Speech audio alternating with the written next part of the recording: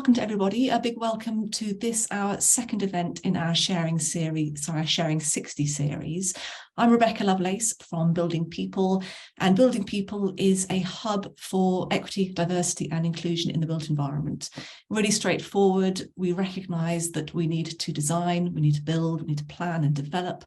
We haven't got enough people, and the people we have kind of look the same. So we need to do something about the skills crisis, but also really the crisis around diversity, equity, diversity, inclusion. So Building People, we are a network of organisations working in the space. We are a strategic lobbying organisation, and we're also an aggregator through our tech platform.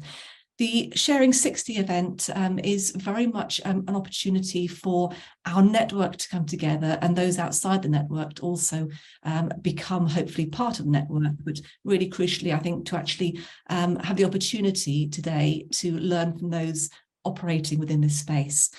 So the focus today is on how to hire refugees and support them to thrive in your workplace. And I'm absolutely thrilled that we have not just an expert, which is Hannah Brooke, the head of partnerships from Renaisi, but Hannah is also a really inspiring speaker. She joined us at London Build and delivered a session, which it just left me feeling that I'm really looking forward to the day when Building People is large enough that we can then work with Renaisi, work with Hannah, and work with the refugee community to support people to engage with our business and indeed within the wider industry. So over to Hannah, who's going to be presenting today. We have time for Q&A at the end. We do keep these sessions very informal, so feel free to use the chat to put any questions in the chat or to save them at the end. And if you're looking for some very bespoke advice and guidance or just general opinions and knowledge, then Hannah is the one to share that with you. We're also joined by Tommy, who is from AXA, an ex-Renaisi candidate, so we've got a huge amount of expertise here. So a huge welcome from me, and I will now hand over to Hannah. Hannah, the floor is yours. Thank you. Thank you very much, Rebecca. Always delighted to collaborate in the Building People space, and super excited to be here with Tommy and talking to you all today. So thank you. Okay, yeah, as Rebecca said, do feel free to drop some questions in the chat because I can't see everyone, and Rebecca will be kind of monitoring that, and we will absolutely have time for Q&A at the end if there's nothing burning as we go along. So I just want to spend a little bit of time just talking, I guess, about the context. Refugees and people seeking sanctuary and kind of various responses never seem to be very far away from our media, as you can see here. And in June this year, we reached a staggering milestone, which was 100 million people have been forcibly displaced across the world. That's 100 million people forced to leave behind, loved ones, their homes, worldly possessions, and seek safety in new and often, sadly, hostile environments. And it's a figure that has doubled in the past 10 years. And sadly, about 50% of that number include children, which is quite a sobering thought. And it's a trend that isn't going away anytime soon due to sort of ongoing pressures of climate change and war and conflict, which is sort of fueled by inequitable political and social systems across the world. So it's worth kind of noting that the vast majority of that displaced population are displaced in country or in the surrounding countries. And we saw that recently with the extreme flooding in Pakistan.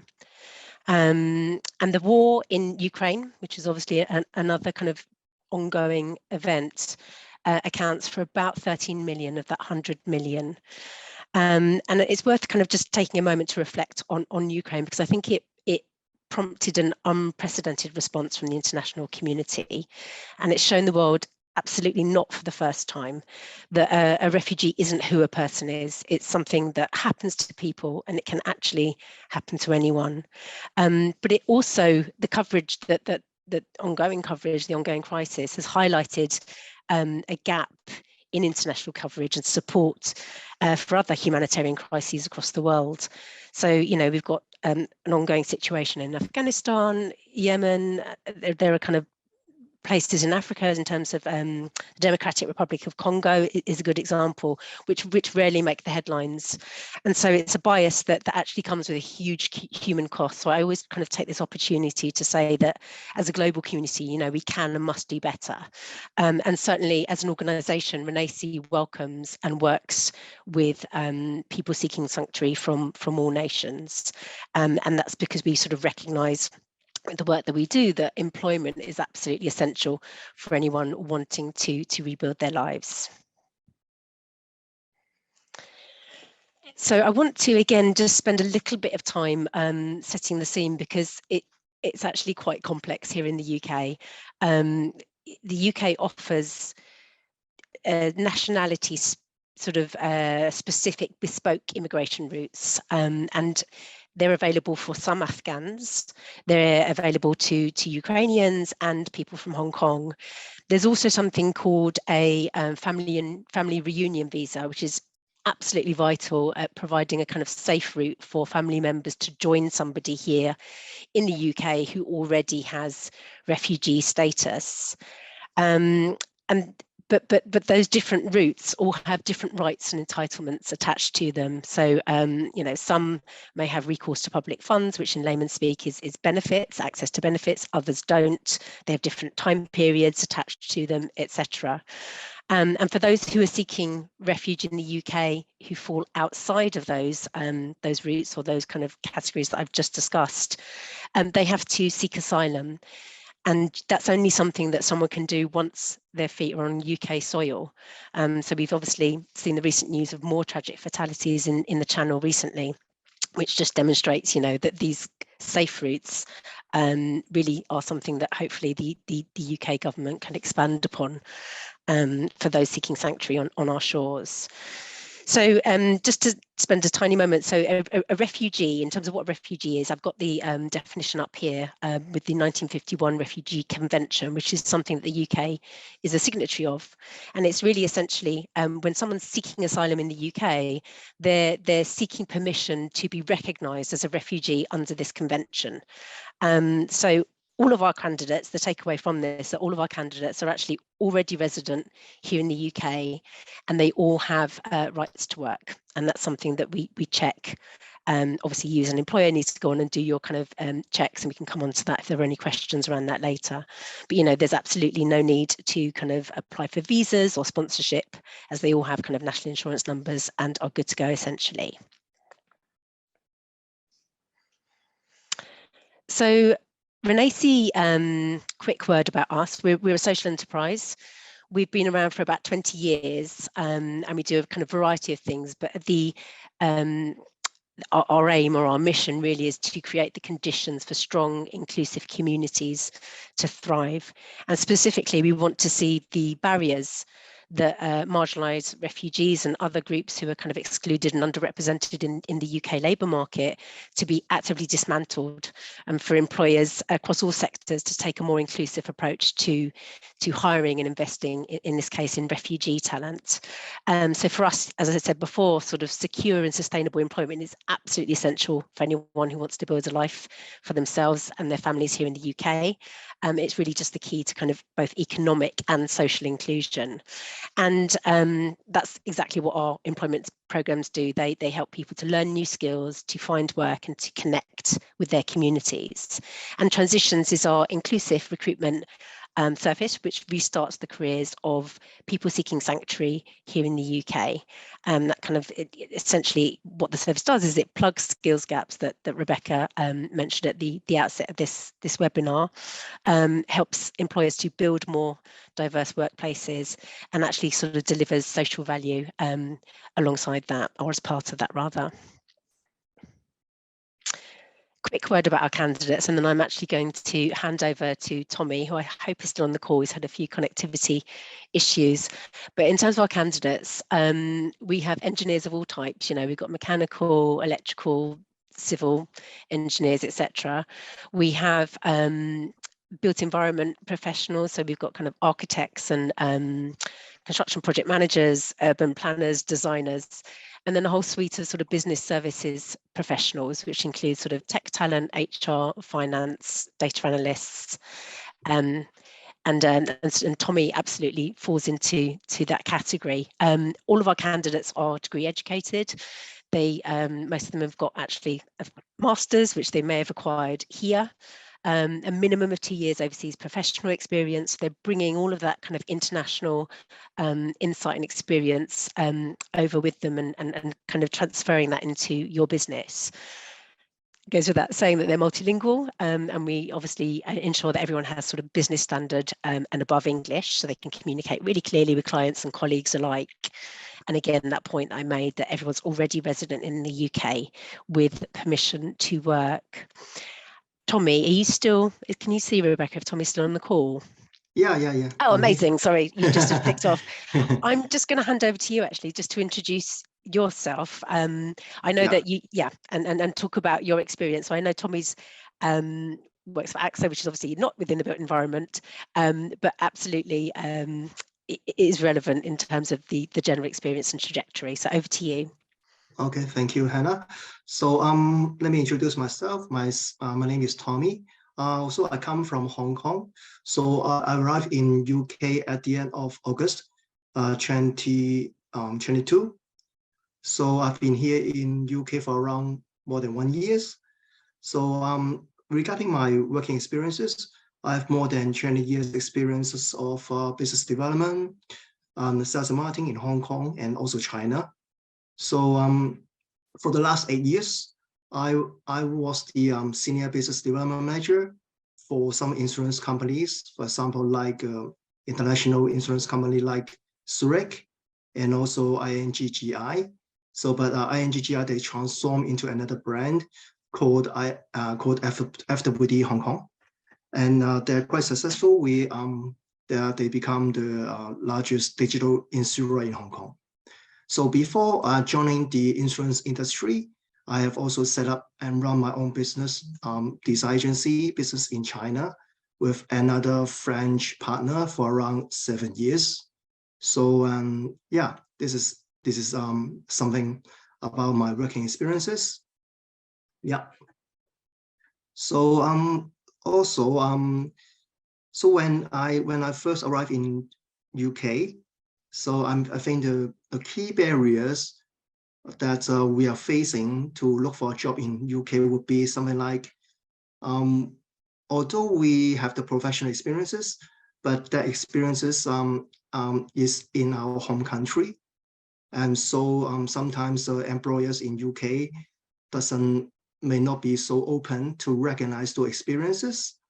And so that's why they would be hesitate to employ us, because we don't have any experiences in UK and also in Europe.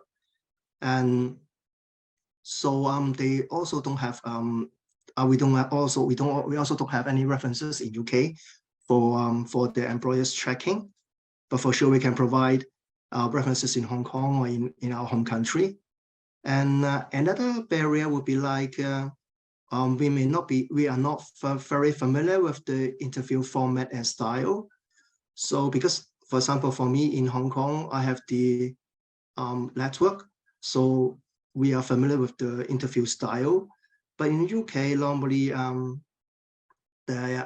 normally employers would like to give us more scenarios or situational questions that we may need to use some new format of answering, like STAR techniques, that kind of techniques that we need to be more familiar with. And furthermore, would be like the barriers would be like the language issue. For sure, we learn English in my home country in Hong Kong, because Hong Kong is the British colony before. But still, English is not our first language. So sometimes we need to adapt to different accents in the UK area, for example, in the north, in the south. Yeah, so we need some time to adapt. And also maybe we don't have the network in UK. So for example, in our home country, you can find some recruitment agencies to work for us, and we know the style. But in here, we need to start from zero. So these are the main barriers that we are facing when we came to UK to get a job. So but how I came across Renaisi is because I've attended a seminar organized by some Hong Kong organization. They also help people to merge into the society, no matter in career or in the life, in the working, in their normal daily life. And then I understand that the Renaisi can help us to understand more the UK working environment, culture, and even help us to find a job. So I get in touch with Renaisi.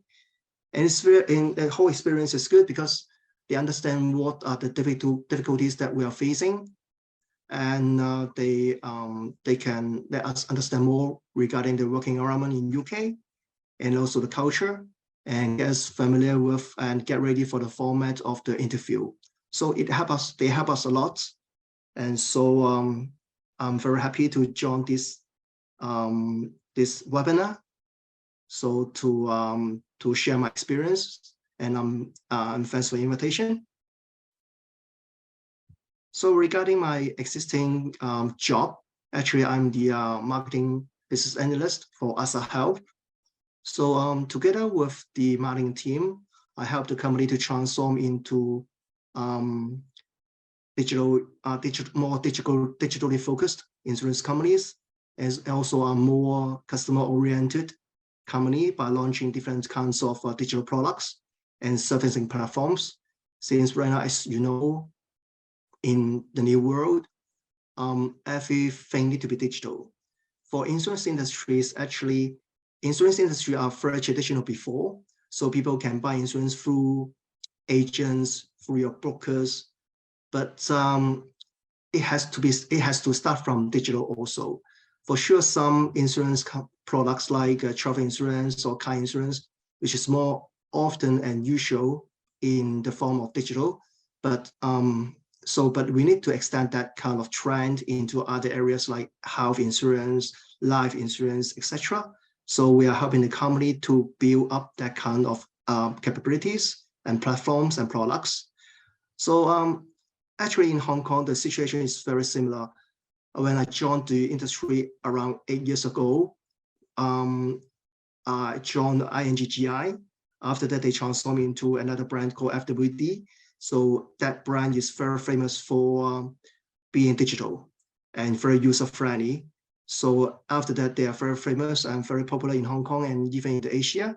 So I think digital can help insurance industry to transform into more user-friendly and customer-friendly.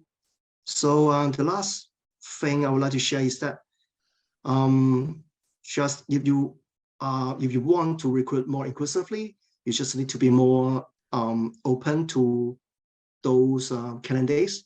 They may have good experiences in their own countries, but they may not have experiences in UK. So they may be very unique and can make contributions to your company also. So yeah, this is what I want to share. If you have any questions later on, just let me know and I will try my best to answer. Yeah. Thank you, Tommy. Delighted to share this platform with you because I think your testimony is so much more powerful than anything I could sort of, mediate or broker if you weren't here. So hopefully there'll be lots of questions for you. And just to say, AXA are absolutely delighted. We had a kind of three-way meeting, and I'll come on to that later, because we very much, Renaisi, provide kind of in-work support for both our candidates and the employers to ensure the conditions for success are there. And everyone's absolutely delighted with Tommy, a great member and valued member of the team.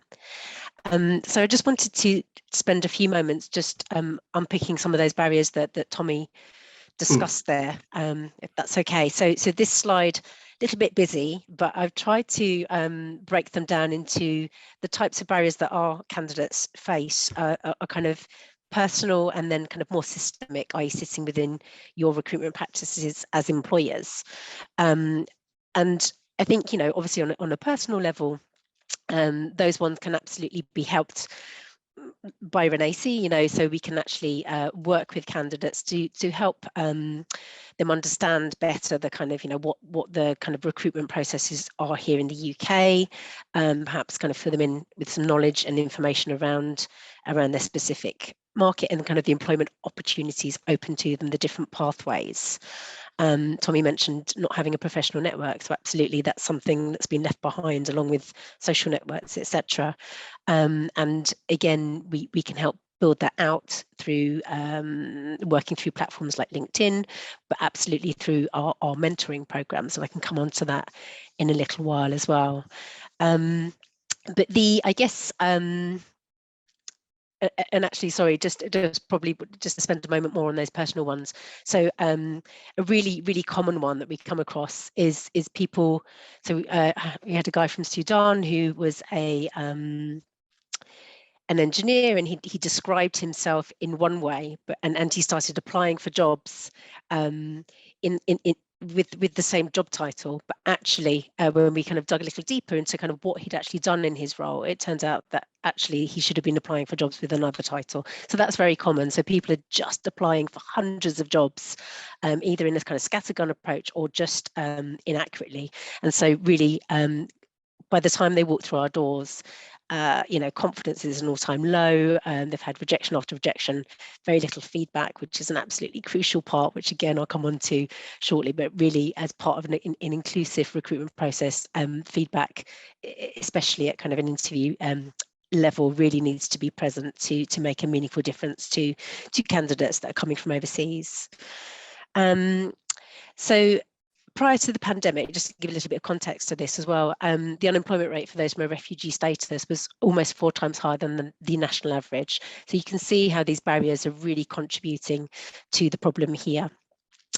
And so in terms of systemic ones, I explained what refugee status is, but it's one of the key ones that often, if you can imagine a kind of recruiter sitting there, we've got record high vacancies. They may not have a completely full team, they're working at capacity. And if they come across someone's CV and it either states that they're a refugee or the various statuses and visas that I talked about earlier, or they just figure it out, it just might go into the two or straight into the no pile, really, because there's a fear that they'll have to organise visas and sponsorship, etc., without understanding that that person's already resident here with right to work. So that's a real key one that our guys come up against. Tommy talked about the fact of not having any UK work experience. So it's really common to see that on job descriptions. And actually, when we have conversations with our employer partners, often, in most cases, standards can be learned, absolutely skills are transferable. So that really isn't the barrier that is posed in black and white on a job description. So that's something that we'd like to see removed, and people to kind of think a little bit more around transferable skills and the benefits that people are bringing with them from that kind of overseas experience. Gaps on CV, so that's another common one. Obviously, people have been, they'll have a gap due to kind of the forced displacement process. And again, if they're an asylum seeker, often they're not allowed to work for the period of time whilst they're waiting for their application to be approved. I think it's been in the news recently, but there's sort of like a backlog of almost 150,000 applications. But yet, I think last year, the approval rate for those applications was around 75 or close to 80%. So, you can see there's a huge number of people there with a very legitimate reason to be here in the UK, but they're not allowed to work whilst they wait for that application to be approved.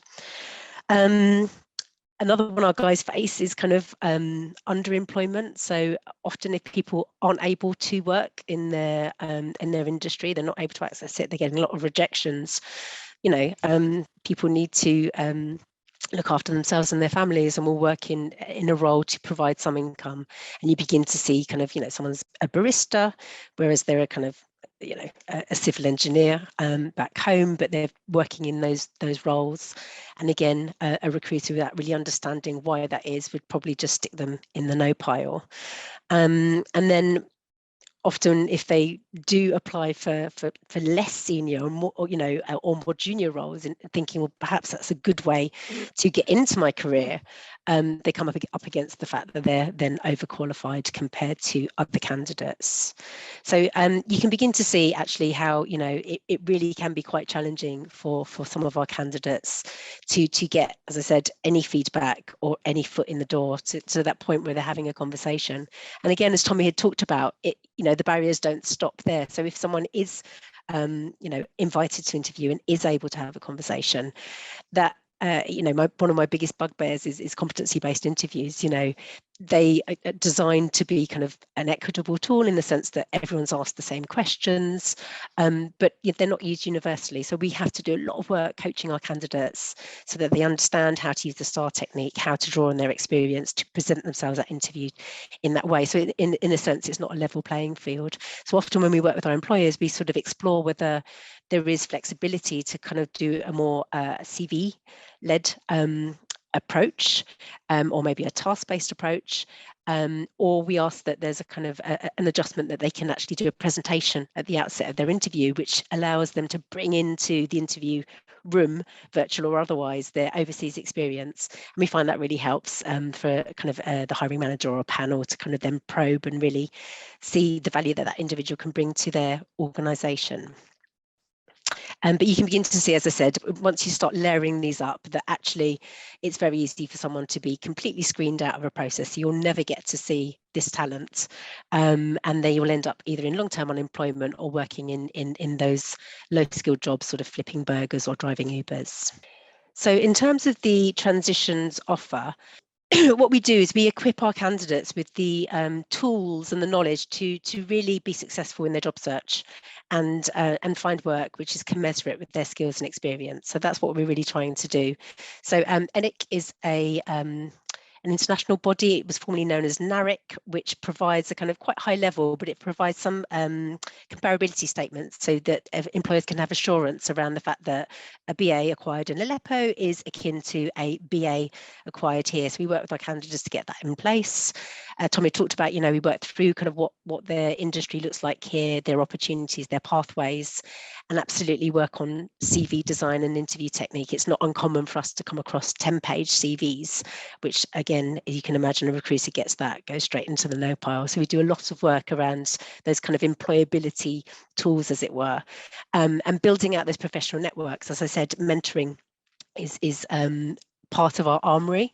So we work with employers. It's part of a skilled volunteering opportunity that we match mentors and mentees, so mentors, employees in your organizations with our candidates as closely as possible, so they get that laser focus around their industry, around the roles and stuff. And they work with them on a relatively short-term basis of about 4 months, but it really accelerates the journey of our candidates into work, and provides those mentors as well with an option to kind of improve their communication skills and gain a real understanding of the lived experience of people seeking sanctuary here in the UK.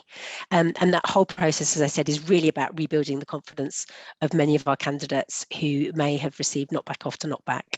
And for our employers, the offer is absolutely it's talent, is access to an untapped talent pool. So we have 2 different pathways. So we talk about returner placements as an option. So that allows, so typically 6 months, typically a fixed term contract, and it just allows both the employer and the individual to test the fit. So again, we're mindful that obviously our candidates in some cases haven't worked for a very long time, and they certainly haven't worked in the UK before. So it's designed and structured to provide headroom for that person to orientate themselves in the UK, in your workplace, and really kind of get their legs under the desk, as it were, and demonstrate value. And then at the end of that, it converts into a permanent opportunity. And we offer also direct to perm hires as well. And I'll come onto that in a little sec, but absolutely in both of those cases, we're providing, really importantly, in-work support. So these are some of the drivers or kind of reasons that employers engage with organisations like Renaisi in terms of wanting to access this untapped talent pool. And it really is around the skills gaps. As I said, there's a stat there from the Institute of Employment Studies, which is that, back in October, there were 1.2 million vacancies. So they are a record high. So we're helping plug those skills gaps by providing access to this untapped talent pool. We're absolutely about meeting employers' talent needs. We're not a charity, we're a social enterprise, and that really helps communicate the fact that we don't consider our candidates to be beneficiaries. They are talent. And this McKinsey stat here is really just about the benefit of more diverse organisations. You know, we know that they essentially outperform competitors. So clearly a big driver for employers to recruit in a more inclusive way and to kind of create a more diverse workforce and create a more inclusive culture generally. And social value, again, another massive one in terms of the built environment. So that figure there in terms of government annual contracts. So obviously there's an increasing focus on social value. And I think what we can provide in this space is like, yes, absolutely, you know, there are KPIs around numbers of long-term unemployed, people from different ethnic backgrounds, local communities, etc. But we can provide the kind of qualitative piece, which increasingly is being looked for in terms of those case studies, the actual difference that those numbers make in terms of transforming lives. And then the last one there, last but not least, is about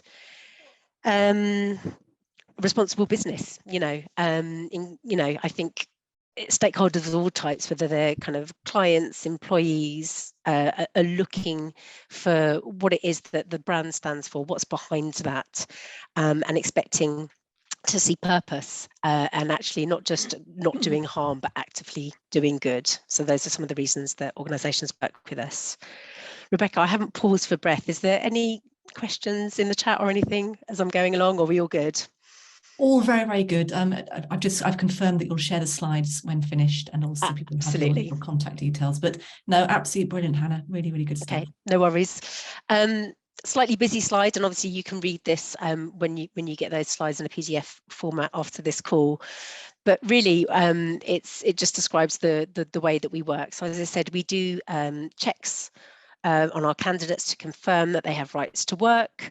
We ready them for work through kind of coaching, which is massively important to us, taking a real person-centered approach to someone's needs and their development. And we do that on a one-to-one basis. We do it in kind of group workshops and through our mentoring program that I discussed earlier. And we put in place an inclusive recruitment agreement with our employer partners. And it's really important that it kind of aligns with, you know, your existing recruitment practices. So we spend quite a bit of time kind of understanding what that looks like and ensuring then that we get a kind of senior sponsor for ultimately what is a refugee employment program. And that really helps, obviously, just to get kind of the tone from the top and ensure that everyone is on board. And there's quite a bit of work that goes on in terms of them working at kind of slightly less senior level to knit all of the pieces together, to kind of do the dot joining between, you know, the EDI lead, the social value lead, perhaps talent acquisition, making sure that all those stakeholders understand the kind of value proposition in place and know what needs to be done. So we work to create, I guess, a collateral that can be shared internally to help communicate the program and to make sure that everyone's brought along board, because absolutely passionate about what we do, but it's not without its challenges. And so I think it's very good to be clear from the outset that there's an element of sort of change management in working like this. You know, to recruit differently, you need to behave differently, and sometimes people need to be brought along that journey, and different stakeholders will be at different points in the journey, but we're there to kind of support you to do that with all of your internal stakeholders, etc. And we get to a point where we kind of work out, you know, what does that system look like? So we might have access to your talent system and we're uploading CVs. We might be sending them to your talent colleagues, hiring managers, but ultimately what we're doing is matching our talent to your vacancies. And you can see here from the figures that 80% actually of our candidates are offered straight to perm roles, which I think is indicative of their talent. And where we have placements, 95% of those go on to become permanent roles. And as I said before, in both of those routes, we provide in-work support. So we will meet with the candidate on a one-to-one basis, meet with the new hiring manager and the candidate as much or as little as they need. So we're very much employer-led, and we'll kind of be led by that hiring manager as well.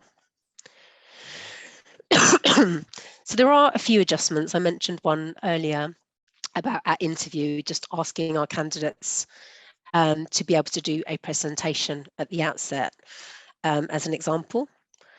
In terms of references, Tommy talks about the fact that he's obviously got references which he can access from employers in Hong Kong, but sometimes people have left in a hurry and you know, and their country may still be at war, so may not be able to obtain references, and it's a very tiny proportion. But in those instances, we offer sort of workarounds in terms of a character reference, or we can do affidavits, etc. And we can work with your HR teams to kind of, you know, arrive at a kind of good working process for that. We talk about enhanced induction. So again, this is something we can provide some advice around, and we can share best practice in terms of what other employers do. But it's really just thinking about someone arriving in the UK not having, you know, a particularly good understanding about how many hours they're expected to work. We often have to tell our candidates that they're not to work 10, 12-hour days because they're really keen to impress their new employer. You know, it's an 8-hour working day, and talk about, etc. Employee assistance programs, EAPs, are something else which may not be commonly used worldwide. Sort of talk about, you know, employers being really explicit about the fact that they're anonymous and they're there to support employees and how to access them, etc. So that's some examples of enhanced induction. We find a key ingredient for success is to give our candidates a buddy. So again, most employers have buddy systems, but sometimes they don't work uniformly across the organisation. But Tommy talked about accents, and I mean, I share your pain, Tommy. It's not just you. You know, we've got from Scotland down to kind of Devon, a whole range of accents. So a buddy, not only being able to provide a little bit of pastoral or access to, you know, for someone to ask that kind of stupid question, albeit there are no stupid questions. They can also kind of join candidates on initial calls, perhaps with colleagues or clients, where they are speaking to somebody in a different part of the UK, and kind of play back conversations. We found that's been a really helpful mechanism when people are starting out in their roles. In-work support I've talked about. I'm not going to labour that one again, but it really does help to ensure that our candidates are successful during their probationary period or the placement period itself. And then reviews. So obviously they're part of the in-work support, but we ask, for example, with the placement, we kind of artificially cap the salary to create that headroom for managers to invest a little bit more time in our candidates in terms of just bringing them up to speed. And therefore, at the end of the placement period, there needs to be a kind of fair salary review to ensure that then that candidate is obviously working at a salary that's commensurate with their skills and experience and industry standards. This is an example of a candidate, Mehdi, who's working at Mott MacDonald as a project manager. So he had, you know, he'd actually done a master's here. Lovely guy, loads of experience. Ended up working on a kind of as a kind of assistant site manager, and having a really poor experience at the hands of people on that site, unfortunately. But he went through our mentoring program, and at the end of that was successful in applying for a job at Mott MacDonald and is absolutely flying. So that's a great story. And similarly, Shadi, so she's working at Amy. So she had done a master's here in data science, but had loads of experience working in supply chain and logistics from back home in Iran.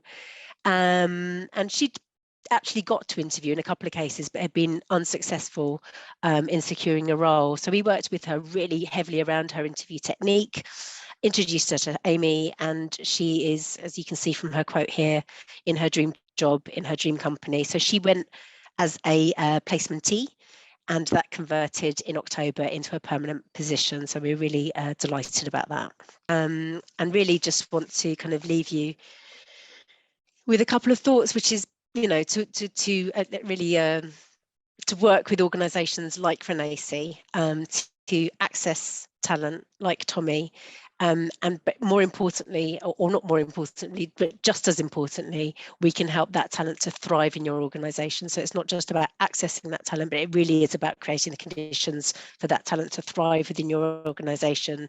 So it's within your gift as an employer to level the playing field, to transform individuals' lives and benefit your organisation and wider society. Thank you. Hannah, just brilliant. I mean, simply inspirational. Thank you. I wrote down you just said it so clearly about how refugee professionals, the candidates, can be screened out of the process, and we just never get to see this talent. And I just thought it's so powerful, just explaining that breakdown of how people just don't even just make it through. So thank you so much. We've got just over 15 minutes for Q&A. We do keep these sessions very informal, so if you're happy to turn cameras on and have a conversation, ask some questions to Hannah or Tommy, feel free, or put them in the chat. I've certainly got, I suppose, just a question from my end, which is that you've made it sound sort of remarkably easy, and I'm sure easy isn't the right word, but the support that Renaisi provides. What's sort of the one getting things going that a business should do? Is it getting senior management buy-in? Is it having the inclusive processes in place already? Or is it just saying, we're in Renaisi, where do we start? How would you say to really get the ball rolling? It is important to get that senior sponsorship, you know, but absolutely do talk to us, you know, because there'll be drivers within your own business, whether they're EDI targets or stuff around social value, which you can hook into. And sometimes we're a little bit more pragmatic, and we kind of work at kind of practitioner level to get somebody into role, because once somebody's there, it does the talking and promotion for why this is so important from a kind of commercial sense, but from a social sense as well, because people start saying, oh, that's a brilliant hire. How did that come about? So we can sort of work at both levels and, as I said, do that knitting in the middle. But it is, you know, there is an investment required from that employer in terms of time to set this up, to do it right. But then it can really pay back many times over. Thank you. Just responding, yes, we'll share the recording as well as the slides that will come out. Any feedback, please do share it. Again, stick in the chat or send me a quick email.